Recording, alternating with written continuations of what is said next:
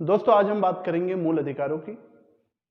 मूल अधिकार भारतीय संविधान में संविधान के भाग 3 अनुच्छेद 12 से 35 तक दिए गए हैं। मूल अधिकार ऐसे अधिकार होते हैं जो किसी भी देश के संविधान के द्वारा उस देश के नागरिकों के सर्वांगीण विकास के लिए उन्हें प्रदान किए जाते हैं।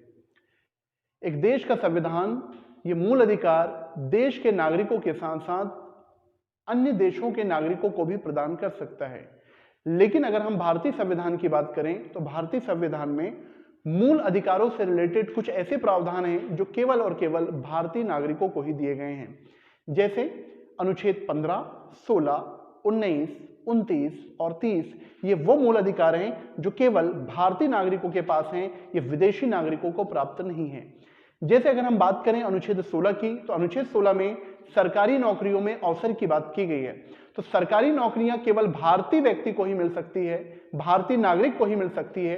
ये राइट फॉरेनर को या किसी विदेशी व्यक्ति को प्राप्त नहीं होगा। वाक और अभिव्यक्ति की स्वतंत्रता ये हमने केवल भारतीय नागरिकों को दी हुई है, ये विदेशी व्यक्ति को प्राप्त नहीं होगी।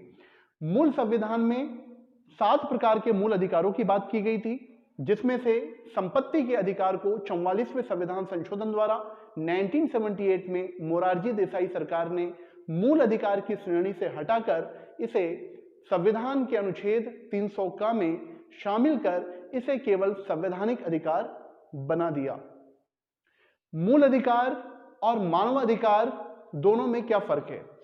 मूल अधिकार ऐसे अधिकार होते हैं जो एक देश के संविधान के द्वारा उस देश के नागरिकों के विकास के लिए प्रदान किए जाते हैं, जबकि मानव अधिकार जो होते हैं ये व्यापक अवधारणा है जो एक मानव को मानव होने के नाते प्रदान की जाती है। मानव अधिकार मानव को मानव होने के नाते जन्म के साथ ही ये प्राप्त होते हैं, इसलिए जन्मजात अधिकार